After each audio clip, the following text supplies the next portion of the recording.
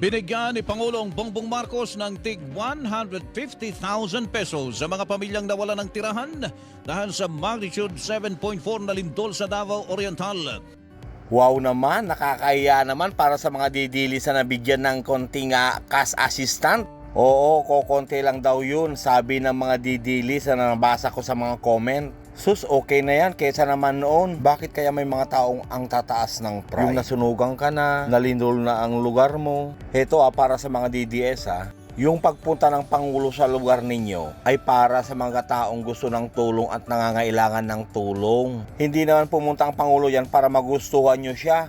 May pagalit-galit pa kayo sa Pangulo pero gusto nyo ring bumili ng murang bigas. Nangyayari yan dahil sa sobrang paniniwala nyo sa mga fake news. Tama, ang administrasyon ni BBM, ang kalaban niya talaga fake news. Doon na lang tayo magpakain sa tabi sa EDSA ko rin dyan ako. So doon ko lang pinark yung mga ibang truck ko. Kumakain naman lahat ang pupunta, dumadaan. May dumadaan doon na binugbog yung kitchen. Kung ano yung sinasabi. Bumalik, naka-black sila, nakamaskara ng black. Noong bumalik, tinanggal yung mask niya. Ano sabi? Pasensya na po, malaki ang binayad sa amin, sabi niya. Nako po.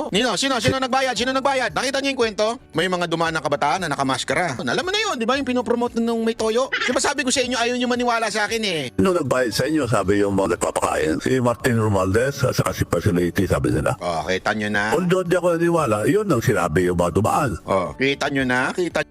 Itong mga taong to, ito yung mga taong may lihim na gustong mangyari sa Pilipinas o hidden agenda. Ang mga DDS siguradong paniwala na naman sa mga ganyang kwento. Kaya mag-iingat kayo sa mga nagrarally. Dahil sa kagustuhan ng ibang tao, pwede nila kayong gamitin. Sinabi lang ni Digong na nagbenta si BBM ng ginto, paniwala naman sila. Totoo, nagbenta ang Pilipinas ng ginto, pero hindi si BBM ang nagbenta, kundi ang BSP.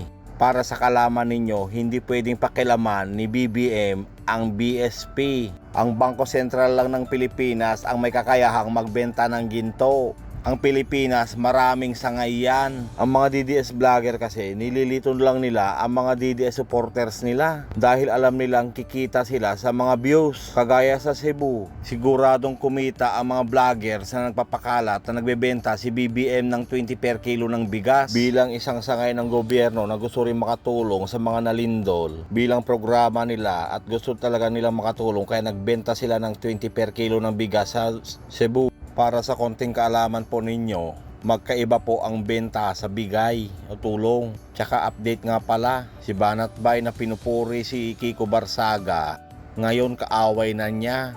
Yang si Banat Bay ba ang mga sinusundan nyo mga DDS kayo? Ganyan na ganyan din ang ugali ng Tatay Digong ninyo. Ganyan ang ugali ng taong sinungaling. Subukan nyo ang mga taong hindi nagsisinungaling. Kahit taon pa ang lumipas, yun at yun pa rin ang sasagot niya. Ang taong sinungaling, tatanungin mo ngayon, iba ang sagot. Pagkalipas ng 2 buwan at tatanungin mo siya ulit, iba na ang sagot niya ulit kasi nga sinungaling. Ang mag-amang Duterte, hindi nyo ba napapansin? Mga attorney sila. Ang galing nilang gumawa ng akusasyon pero wala namang ilinalabas na ebidensya. Pero sa totoo lang guys, parang napapansin ko walang magandang relasyon si Sara Duterte at saka si Digong. Bakit? Kasi si Saldico gusto niyang paimbestigahan about sa mga laptop. Panahon ni Duterte yun, di ba? Tsaka nga pala marami ang nagtatanong sa akin kung bakit daw gustong gusto ko si BBM. Kasi sa mata ng Panginoon at sa paningin ng tao, kasi si BBM may magandang relasyon sa asawa, sa anak, at lalong-lalo na may paggalang sa kanyang ina. Dahil sa totoong buhay, dahil wala nang higit pa sa regalo kung meron kang pamilyang buo. At isa pa, pwede kong ikwento sa mga anak ko na ang pamilya Marcos ay tahimik lang, na never naghigante sa mga katunggalin nila. Hindi ko rin kasi pwedeng sabihin na Duterte ang the best na naging presidente. Paano na lang pag naghalungkat ang mga anak ko ng video ng mga Duterte at makikita nilang kumakanta si Sara ng Apoy?